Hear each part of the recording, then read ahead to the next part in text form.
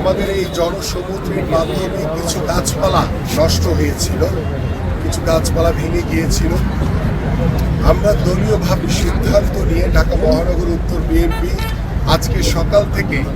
আমাদের প্রত্যেকটি 300 ফিটের যে আইল্যান্ডগুলো রয়েছে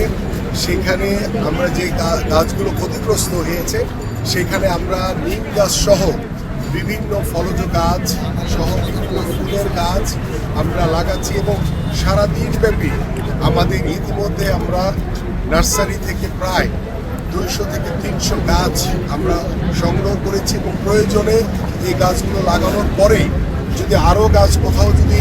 ফাঁকা থাকে, সেখানে গাছ যদি ভেঙে থাকে, সেখানেও আমরা পর্যায়ক্রমে আজকে সারাদিন ব্যাপী আমাদের এই বৃক্ষরোপণ কর্মসূচি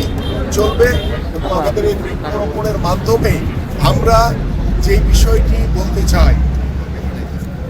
যে সব কিছুর ঊর্ধ্বে হচ্ছে আমার বাংলাদেশ, সবার আগে বাংলাদেশ। সেই সবার আগে বাংলাদেশকে সৌন্দর্য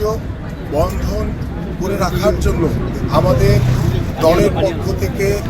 আমাদের মাননীয় ভারপ্রাপ্ত চেয়ারম্যান জনাব তারেক রহমানের পক্ষ থেকে, আমাদের বাংলাদেশ জাতীয়তাবাদী দলের প্রত্যেকটি নেতাকর্মীদের পক্ষ থেকে আমরা আমাদের সামাজিক যে দায়বদ্ধতা রয়েছে সেই দায়বদ্ধতা থেকে আমরা আমাদের এই ধরনের সামাজিক কার্যক্রমগুলো বিগত সময়ে আমরা করেছি এবং আগামীতেও আমরা এই কাজগুলো অব্যাহত রাখব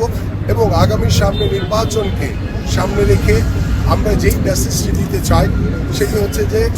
বাংলাদেশ আমাদের সবার এবং বাংলাদেশের বিরুদ্ধে দেশে বসে যারা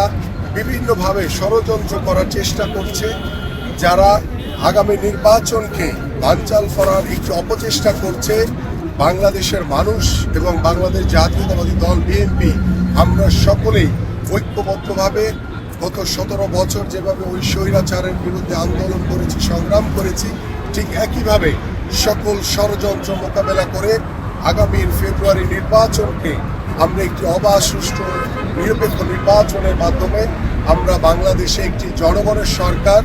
প্রতিষ্ঠিত করব এবং আমরা কোনো প্রতিশ্রুতি নয়, আমাদের মাননীয় ভারপ্রাপ্ত চেয়ারম্যান জনাব তারেক রহমান বলেছেন যে we have a plan for the people, for the country. So আমরা সেই কাজগুলো, যেই পরিকল্পনাগুলো আমরা হাতে নিয়েছি সেই পরিকল্পনাগুলো আমরা পরিপূর্ণভাবে বাস্তবায়ন করতে চাই।